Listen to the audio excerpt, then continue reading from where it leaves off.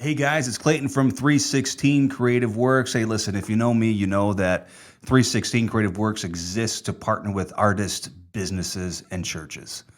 One of my good friends is a business guy. It's the Maynard family, and they run a business, and now they're in partnership with us. So that's Precision Door Service. Listen, in case of emergency, I always call Precision Door Service. They are experts in repairing, replacing all your garage doors and overhead doors. They can be reached. They got two numbers. The Indiana side is area code 219-306-8155. Again, 219-306-8155. Now, on the Illinois side, Precision Door Service can be contacted at area code 708-474-6657. The number again is 708-474-6657.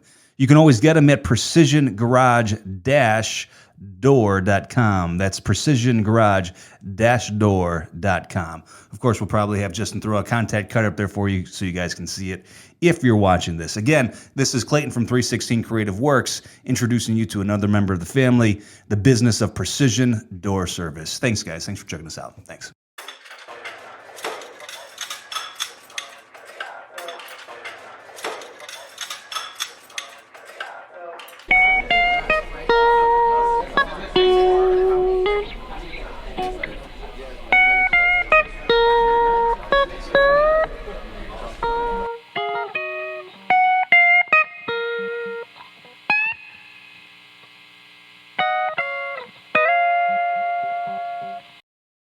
Hey everyone, thanks for checking out 316 Podcast.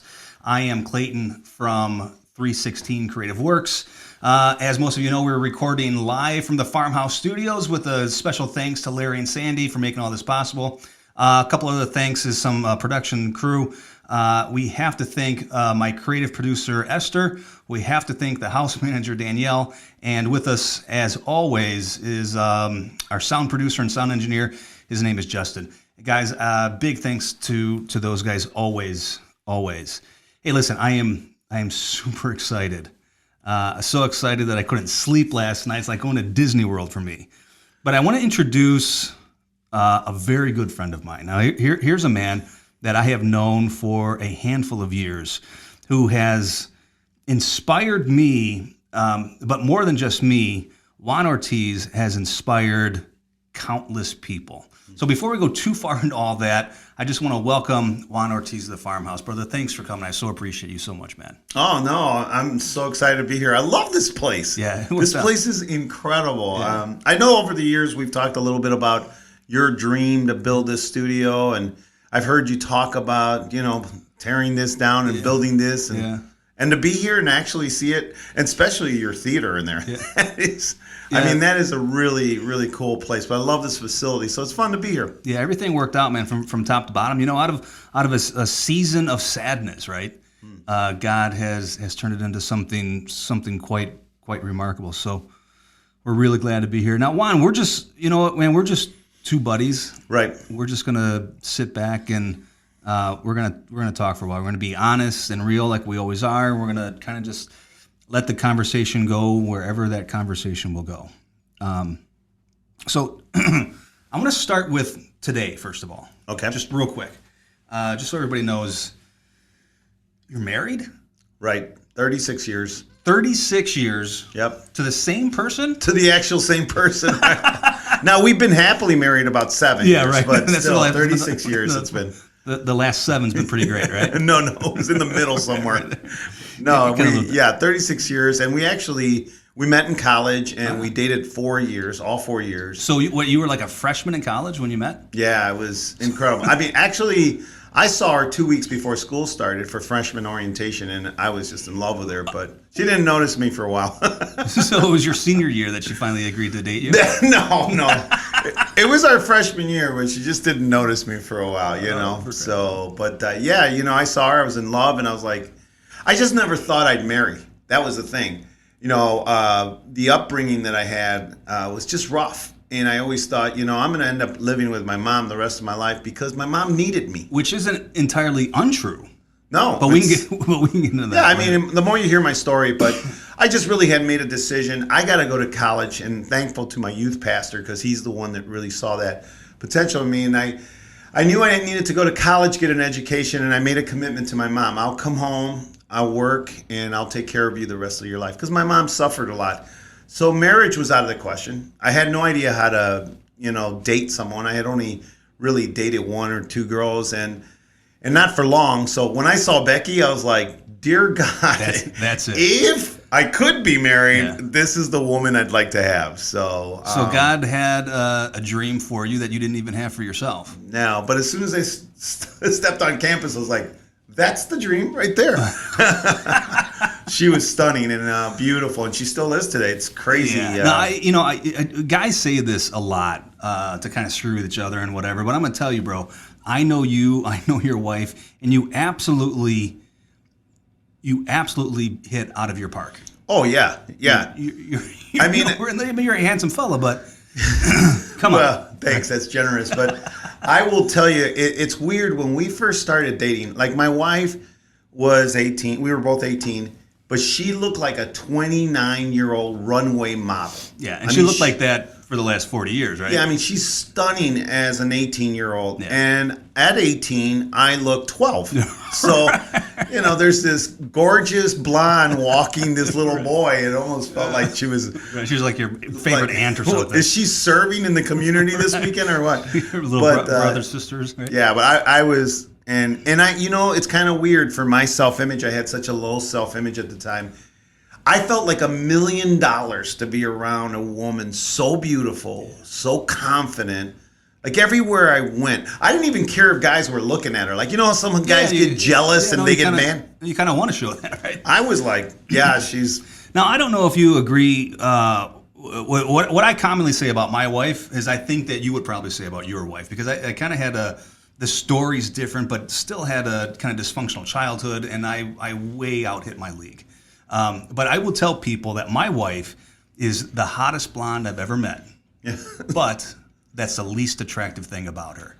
Yeah. So now I know you way better than I know your wife. But just having a couple of dinners and being at your house a couple of times, she seems very similar. Like, she's beautiful, she's attractive, but...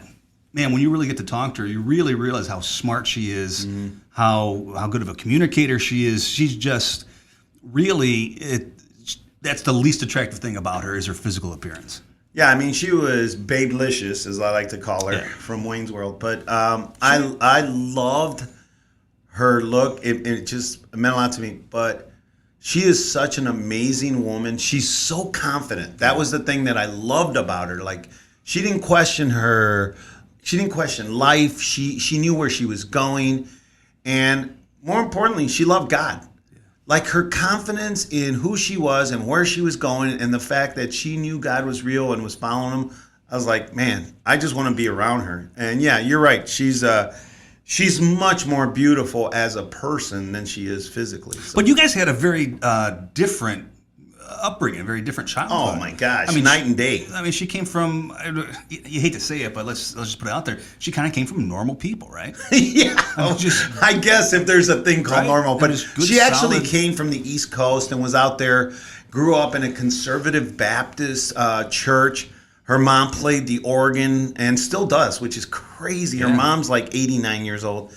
Her father was a professor of engineering and there at the University of Mass. And it was incredible because here she had this incredible family, the youngest of three, great athletes, great students, musicians. It was the perfect family. Meanwhile, my dad is a drug dealer, a criminal, and we grew up in abuse and running for our lives and immigrants from Mexico, and I couldn't even speak English till I was 10. So, right. What was the first word you remember saying? Like, can you say it on a podcast? I think it was hamburger. I don't remember, to be honest. I just remember, this is true. I thought in Spanish.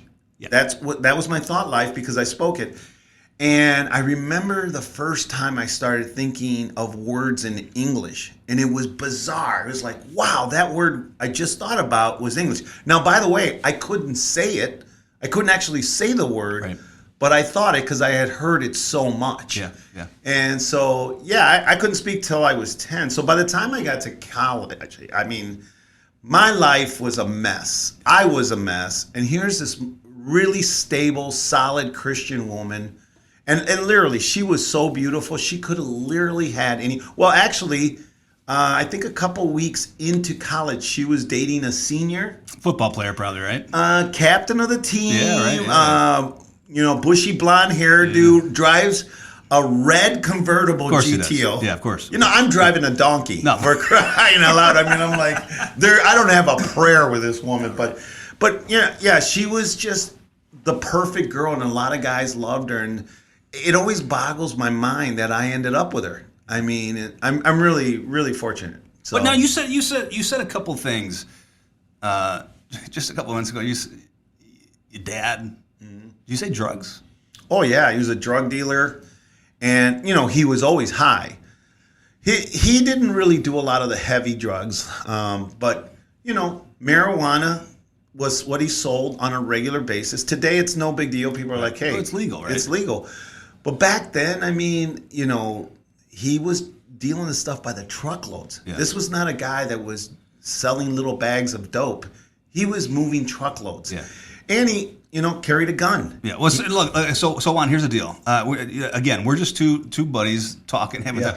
But you do realize that we have an audience out there. Oh yeah, I forgot. So, how you guys doing? Like, if there's anything that's uncomfortable for you, something you don't want to do, just you know, you can just cut me off right there. But, well, no, but I mean, I put it in a book. I mean, let's get into it, right? I mean, you've written a couple of books. Yeah. And your first book. Man, I was so honored to read it because I had known you for a little bit before you wrote the book, and so I had known some of your story just because as we're out for whatever, you kind of pick up parts of the story, but this book really kind of colored in or filled in the blanks for me. So your first book is called Never Forsaken, right, by Juan Ortiz. Mm-hmm. Now, if you don't mind, I'm just gonna read your bio on the back of this book. Now, go ahead. Now check this out, right? So here's what your publicist, said about you. All right. Juan Ortiz grew up in a home of abuse and poverty. Today he is a husband, father, leader, and successful businessman, dedicated to teaching others how to succeed.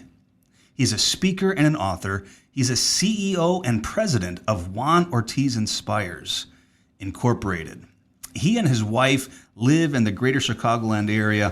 Juan speaks frequently on overcoming challenges, leadership, and more. Yeah, that's me. Come on, dude. I know, it's a miracle. I mean, I don't know how it happened. We don't really live in a I read that book age anymore, right? Right. But we still write books. Right. Because a ton of people still read books. Yeah. But for the most part, people aren't picking up books and reading them anymore. Well, let me tell you what happened with the book. I actually got started speaking in college because I heard a great speaker, and I talk about it in my second book that just came out. But I heard a great speaker in college, and I go, man, I would love to speak if that was an opportunity I had. And in a small way, it started. My high school coach brought me in to speak to his team, and gradually I got a speaking engagement, and it just started growing. But then I got a full-blown speaking career, and every time I told my story, people would line up to meet me, and they would go, I sure wish this was in print. Yeah, that's the thing. Because you know what? There were a lot of people that were abused like me. There were a lot of people that could relate to the hurt, and they're like, I wish I had a copy of your story that I could give to my dad or my brother or my cousin. And for years, I'm like, well, I wish I had a book too, but I don't know how to write.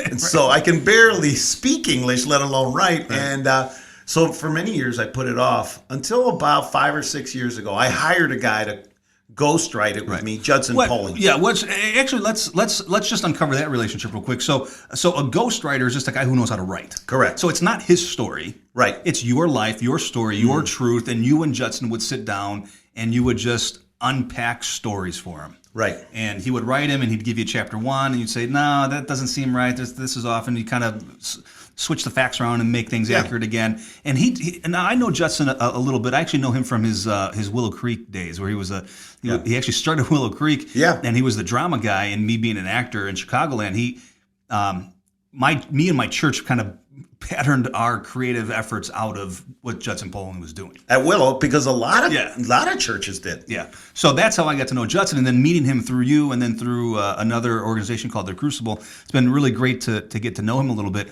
But he is just that guy, isn't he? He's just and he's to be honest, storyteller. I went to a life coach, Dan, out of Michigan, and he said, hey, when you're ready to write your book, here's a guy you should call. He has tons of experience. But when I called Judson, he was swamped. Yeah. And he was very kind to me. He goes, Juan, I'd love to hear your story. I just can't. But then he called me a few days later. He goes, you know what? Let's just have lunch. I'm curious. Yeah. And that was the end. And Judson and I have been great friends ever since. No, but listen, so actually getting to the point of writing the book, of sitting down with somebody to tell a story that you know is going to go out in front of mass media. A lot of people, that anybody can read this. How was that experience for you? Scary, to be honest with you. When I was abused as a kid, my biggest goal was to be normal. Yeah. That's why I left earlier when you said Becky's normal. I'm like, what is normal? But I wanted to be normal. I just wanted to live my life. And to be honest with you, the older I got, like in my 20s, I didn't want anyone to know about my past. Yeah, exactly right. Exactly. I'm trying to hide it. Your whole life has been running from right. I don't want people to know my dad was a drug dealer and he was in prison for 18 years. Prison? Yeah, he spent. Now, only if you read the book do you know that, but that's the first time you mentioned that. Yeah, he spent 18 years in prison, and so I didn't want people to know. So when I spoke, it was all just kind of fun, funny storytelling, but I wouldn't really bring up a lot of my story. It wasn't until a few people in the audience said, there seems to be a lot more behind your story than you're telling. And I was really nervous about it. And then gradually people encouraged me to tell more and more. And really that's when my speaking took off, when I actually shared the personal. Because don't you think that's the way to, I mean, you've got a lot of great things to say about how to whatever, right? Yeah. But those are all helpful things to us as an audience.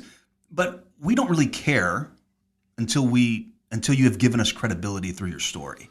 Which is why the testimonials is so important. Well, let me say this. This is, and by the way, when I started speaking to abused counselors, those advocates that work with abused people, I took a class, 40 hours of domestic violence.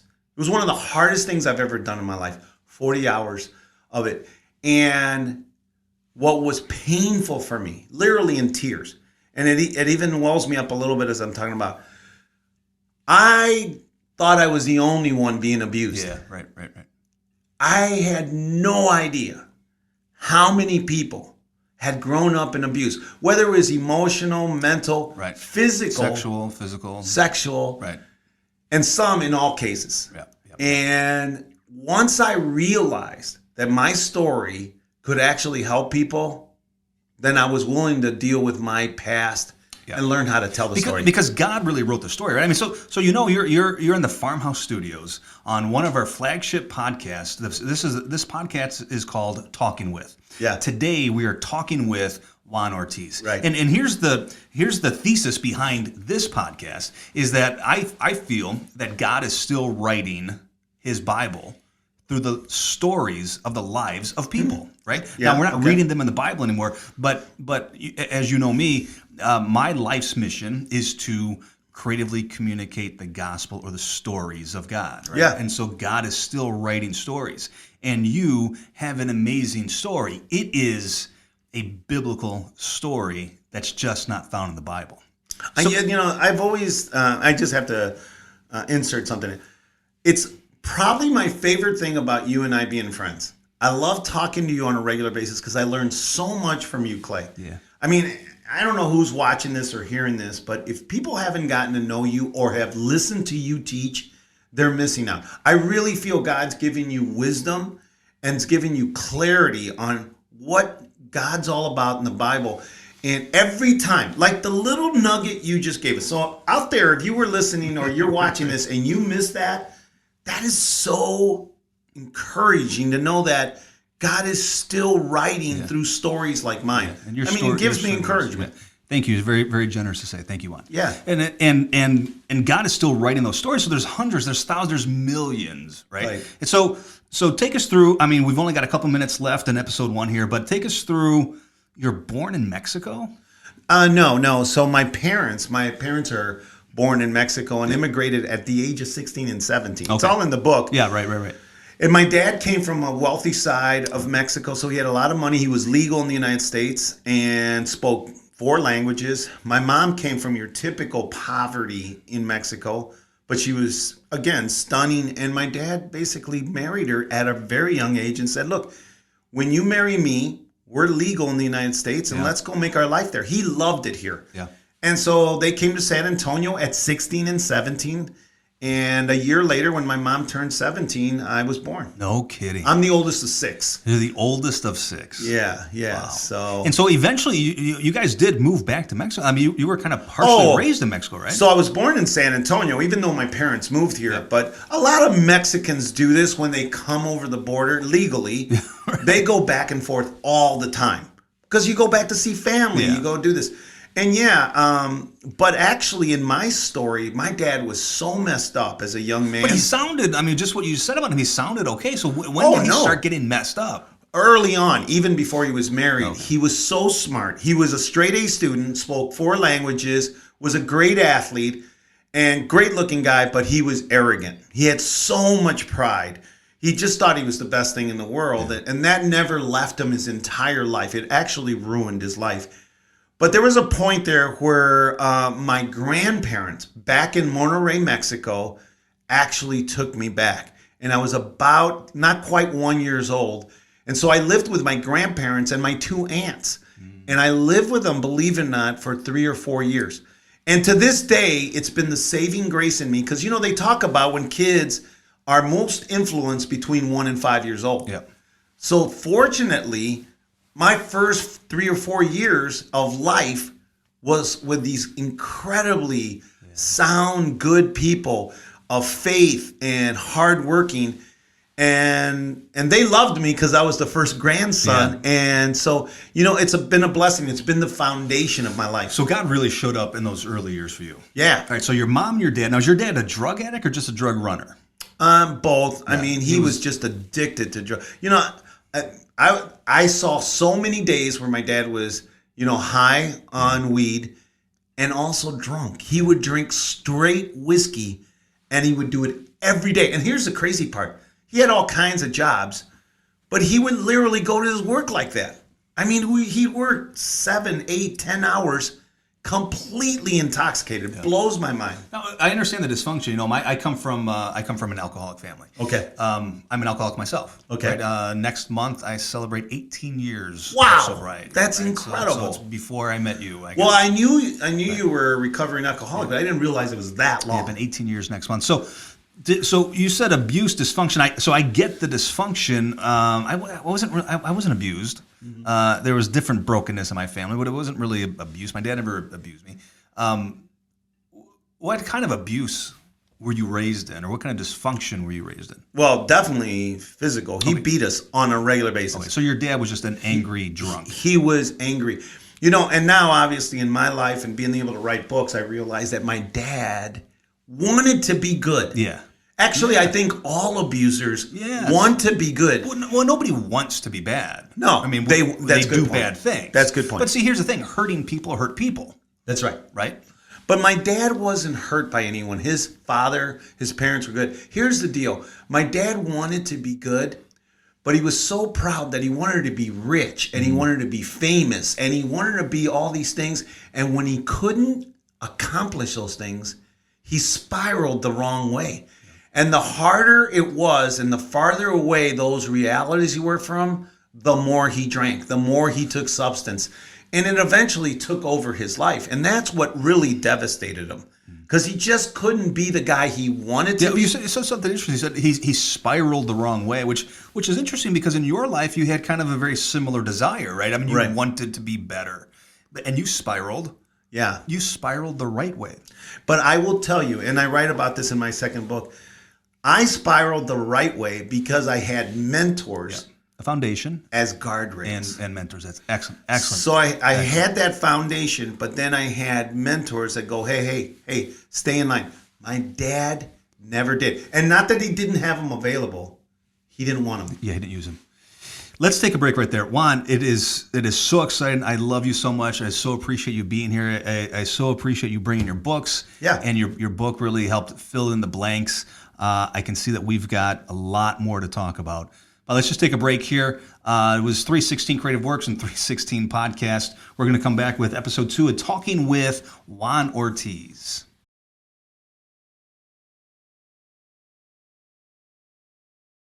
Hey, this is Clayton from 316 Creative Works, talking about our podcast. Listen, if you like any of this stuff that you saw or you heard, I'm going to give you a couple places where you might find it besides coming in live to the Farmhouse Studios. There's a couple platforms you can find these on.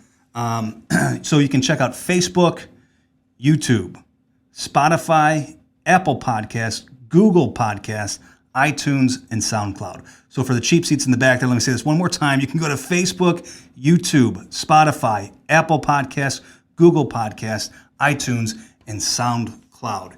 You can find it under 316 Podcasts.